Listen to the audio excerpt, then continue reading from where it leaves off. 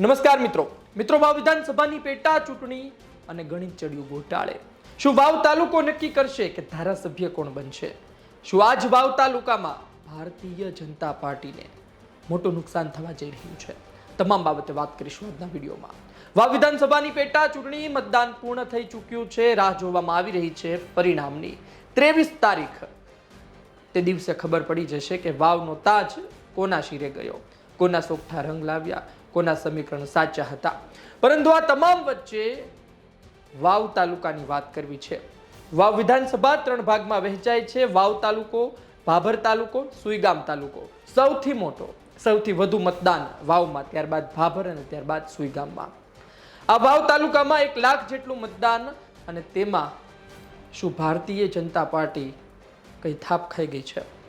તમે જોશો તો વાવ તાલુકામાં સૌથી વધુ મતદાન કોઈ સમાજે કર્યું હોય તો એ છે રાજપૂત સમાજ. સારું મતદાન કર્યું હોય તો એ છે દલિત સમાજ 80% વધુ, રાજપૂત સમાજ 90% વધુ, અને માઇનોરિટી સમાજ મુસ્લિમ સમાજ 70% જેટલું મતદાન. ચૌધરી સમાજનું પણ 75% જેટલું, 70 થી 75% જેટલું મતદાન. આ શું દર્શાવે છે તેના વિશે વાત કરવી છે. ગુજરાત તક ઓપરેશન વાવ અંતર્ગત પત્રકારો સાથે ચર્ચા કરે છે અને તેમાંથી જ અમને વાત મળી છે કે વાવમાંથી જે મતદાન થયું છે તે ભારતીય જનતા પાર્ટીને નુકસાન પહોંચાડી શકે છે. કારણ કે વાવમાં ચૌધરી સમાજનું જે વધુ મતદાન થયું છે તે મતદાન માવજીભાઈને જીતાડવા માટે થયું હોય તેવું કહેવાય છે. 60% જેટલું મતદાન, પરંતુ આ 75 થી 80% જેટલું મતદાન જે થયું છે, એટલે કે 20% જે વધારો છે તે શું દર્શાવે છે? અને વાવમાં ભારતીય જનતા પાર્ટીના મોટા પ્રમાણમાં મત માવજીભાઈ પણ લઈ જાય તેવી શક્યતા છે. આ તો ચૌધરી સમાજની વાત થઈ, પરંતુ રાજપૂત સમાજે 90% થી પણ વધુ મતદાન કર્યું છે. તમને ખબર હશે કે ગુલાબસિંહ રાજપૂતની ટિકિટ નક્કી થઈ ત્યારબાદ રાજપૂત સમાજના યુવાનો વાવ વિધાનસભામાં ફરી વળ્યા હતા. બુથ સુધીનું મેનેજમેન્ટ કરવામાં આવ્યું. ઇન્દ્ર વિજયસિંહ ગોહિલનો હોકારો, અને ત્યારબાદ એક બાદ એક ટીમ ગોઠવાતી ગઈ હતી. ભારતીય જનતા પાર્ટીને સૌથી મોટી મુશ્કેલી પડી હતી એ જ હતી, કારણ કે જે વ્યૂહરચના મુજબ કોંગ્રેસ આગળ વધી રહી હતી, એક પદ્ધતિ સાથે બુથ સુધીનું કામ, એ ભારતીય જનતા પાર્ટીને ખબર હતી કે નુકસાન પહોંચાડશે. અને દિવાળીનો સમય, અને આ સાથે યુવાનો પણ ફ્રી, અને મોટા પ્રમાણમાં યુવાનોએ ગામડા પકડી લીધા હતા અને એક ટીમ સાથે કામ કરવામાં આવ્યું. સમાજનું મતદાન 90% થી વધુ થયું છે, પરંતુ મતદાન તેમનું ઓવરઓલ ઓછું, 18,000નું મતદાન છે, તેમાંથી 90% જેટલું મતદાન થયું એ ખૂબ જ સારું કહેવાય, પરંતુ 18,000 તેમનું મતદાન છે એ પણ એક સવાલ છે. બીજી વાત એ છે કે દલિત સમાજ છે, જેનું મતદાન 40,000 જેટલું ગણવામાં આવે છે, અને આ દલિત સમાજના 80% જેટલા મત પડ્યા છે. અમે નથી કહેતા કે આની તરફ મત ગયા, આની તરફ મત ગયા, પરંતુ 80% જેટલું મતદાન થવું એ ખૂબ જ મોટી વાત છે, કારણ કે દલિત સમાજ વર્ષોથી કોંગ્રેસ તરફ રહ્યો છે. દલિત સમાજ માટે કરેલા હેમાબાના કાર્યો આ વખતે કદાચ રંગ લાવ્યા હોય તેવું દેખાઈ રહ્યું છે.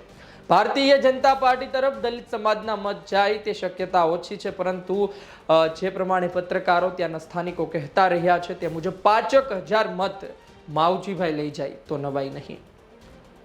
દલિત સમાજમાંથી વિક્રમ સેંગલ, તેમનો યુવા ચહેરો, અપક્ષ દાવેદારી કરીને બેઠો હતો, પરંતુ તેવી કોઈ સ્થિતિ સર્જાણી નથી કે તેવો કોઈ માહોલ બન્યો નથી કે તે વધુ પ્રમાણમાં મત લઈ જાય. તેને ધમકી આપવામાં આવી ને તેવા બધા પ્રકરણ સામે આવતા રહ્યા, પરંતુ આ તમામ પ્રકરણો હોવા છતાં પણ તેવી કોઈ સ્થિતિ સર્જાણી નથી. મુસ્લિમ સમાજ તે પણ કોંગ્રેસ સાથે વર્ષોથી જોવા મળે છે, અને આ વર્ષે પણ, કારણ કે પ્રદેશના મુસ્લિમ સમાજના આગેવાનો પણ વાવમાં હતા અને તેમણે પણ મહેનત કરી હતી. આ સ્થિતિ જોતા દલિત સમાજ, મુસ્લિમ સમાજ, રાજપૂત સમાજ, તેનું કોમ્બિનેશન, અને ચૌધરી સમાજના માવજીભાઈ પટેલ મત તોડે છે, એ સ્થિતિ ભારતીય જનતા પાર્ટીનું ટેન્શન હાઈ કરી શકે છે. એક વાત એ છે કે ત્યાં ઠાકોર સમાજનું પણ સારું મતદાન થયું છે, અને એ સ્વરૂપજી ઠાકોર તરફ હોઈ શકે છે, કારણ કે વાવ અને તમે ભાભર છોડો તો વાવ અને સુઈગામમાં ભારતીય જનતા પાર્ટીની વોટ બેંક જરૂરથી છે, પણ એ ફંટાણી નથી ને ચૌધરી સમાજની, એ સૌથી મોટો સવાલ છે. અને ઠાકોર સમાજના મત કોની તરફ રહ્યા? અત્યારના તેવા વાવડ છે કે ઠાકોર સમાજના 30 થી 35% મત કવર કરવામાં ગેનીબેન ઠાકોર સફળ રહ્યા છે, પરંતુ બાકીના મતનું શું થયું? એક રીતે ઓવરઓલ મતદાન પણ ઓછું થયું છે, 50-54% જેટલું. એટલે જે ઠાકોર સમાજનું મતદાન કહેવામાં આવતું હતું 85,000 મત છે, પરંતુ તેની સરખામણીએ મતદાન ખૂબ જ નીચે આવી ગયું છે. એ પણ અસર પહોંચાડી શકે છે. હવે જોવું રહ્યું શું થાય છે, પરંતુ વાવ વિધાનસભાનું આ ચિત્ર છે. ભાભર વિશે આપણે વાત કરી હતી કે મીઠા જિલ્લા પંચાયત 26-27 ઠાકોર સમાજના ગામડાઓ, ઓછું મતદાન, અને આ તમામ સ્થિતિ શું દર્શાવે છે? ઓછું મતદાન થયું છે, પરંતુ જો આ મતદાન સ્વરૂપજી ઠાકોર તરફ હશે તો સ્વરૂપજી ઠાકોર જીતી શકે છે. તેમાં પણ બે મત નથી, પરંતુ અત્યારના જે સ્થિતિ છે એ આ પ્રકારની છે. નાના નાના સમાજ તમે પછી પ્રજાપતિ સમાજ લઈ લો, બ્રહ્મ સમાજ લઈ લો, દરબાર સમાજ લઈ લો, જાગીરદાર સમાજ લઈ લો, તેના વિશે પણ અતિ મહત્વની બાબતો છે. કેટલાય લોકો તેવું પણ કહેતા રહ્યા છે કે આ વખતે સમાજનો તો મુદ્દો રહ્યો, પરંતુ વ્યક્તિ કોણ સારો છે એ પણ મુદ્દો રહ્યો. ગુલાબસિંહ રાજપૂત અનુભવી વ્યક્તિ હતા, તો એ જોતા તેમની તરફ પણ ઘણા મત પડ્યા છે. સ્વરૂપજી ઠાકોર પોતે એમનું એક સરળ સ્વભાવ, એ જોતા પણ, અને ઠાકોર ચહેરો જોતા પણ ઘણા મત પડ્યા છે. અને ત્રીજી વાત એ છે કે માવજીભાઈ જૂના જોગી અને વર્ષોનું તેમનું ભાતું, એ જોતા પણ તેમને મત પડ્યા. એટલે વ્યક્તિત્વ પણ આ વખતે એક મહત્વનો મુદ્દો રહ્યો છે. જોઈએ શું થાય છે. કેટલાય સાયલન્ટ વોટર છે, તે કોની તરફ છે હજુ સમજાતું નથી.